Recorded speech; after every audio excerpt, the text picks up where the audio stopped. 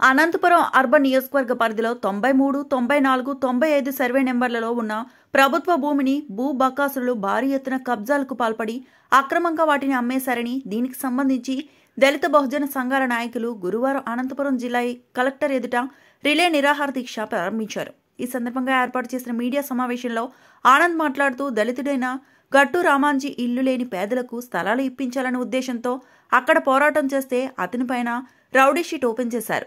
ఇది ఎంతవరకు న్యాయమని అన్నారు. భూ బకాసురులు పెద్ద ఎత్తున కబ్జాలకు పాల్పడుతున్నారని, వారి కబ్జాలకు అడ్డు అదుపు లేకుండా పోయిందని వారు తీవ్ర ఆవేదన వ్యక్తం చేశారు. ఇప్పటికైనా వాటిని కాపాడాలని కోరారు. ఆ భూమిని ప్రభుత్వం స్వాధీనం చేసుకోవాలని, లేని పక్షంలో విడతల వారీగా మా ఉద్యమం మరింత ఉధృతం చేస్తామని ఆయన హెచ్చరించారు. అలాగే గట్టు రామాంజీపై ఉన్న రౌడీ షీట్ను వెంటనే ఎత్తివేయాలని ఆయన కోరారు.